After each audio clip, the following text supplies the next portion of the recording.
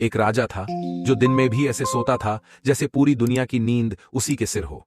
खर्राटे ऐसे मारता कि महल की दीवारें भी डर जाएं। वहीं रानी रसोई में पकौड़े तल रही थीं, लेकिन हर पकौड़ा ऐसा जल रहा था जैसे उसने भी मोहब्बत में धोखा खाया हो। तभी रानी चिल्लाई, तू पकौड़े से प्यार करता है या मुझसे? राजा ने आंखें खोली और बोला, मैं तो तोते से करता था, पर उसने तलाक दे दिया। फिर क्या था? रायता बिखर गया, आलू जल गया और रसोई बन गई। युद्ध का मैदान। लेकिन असली ट्विस्ट अब आता है, जब सवाल उठता है, इस कहानी में असली विलेन कौन है? राजा, रानी या रायता? अब ये जानने के लिए रुकना तो पड़ेगा भाई। जल्द आ रहा है एक चटपटी कॉमेडी कहानी।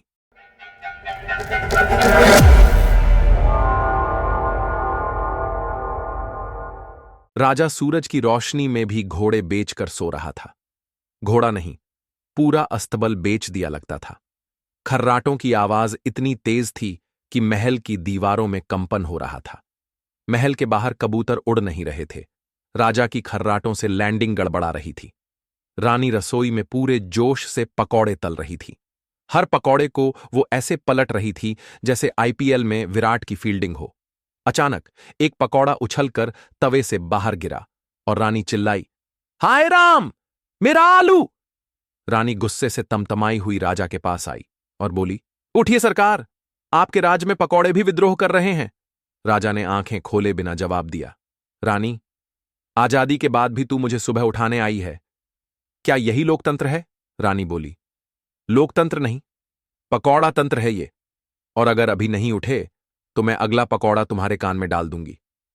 राजा उठते ही बड़बड़ाया, मुझे तो सपना आ रहा था कि मैं चांद पर हूं और वहां पकौड़े ऑक्सीजन दे रहे हैं। रानी मुस्कुराकर बोली, आप चांद पर जाओ या मंगल पर, मैं आपको पकौड़े खिलाकर ही दम लूंगी। इतने में रसोई से फिर से आवाज आई, छपाक! एक और पकौड़ा खुदकुशी कर चुका था और रानी चिल्लाई, आज फिर एक वीर पकौड़ा बलिदान हुआ है। राजा ने भारी मन से कहा, ये पकौड़े नहीं, संघर्ष हैं मेरे जीवन के, और यहीं से शुरू होती है राजा और रानी की कॉमेडी भरी झगड़ों वाली प्रेम कहानी।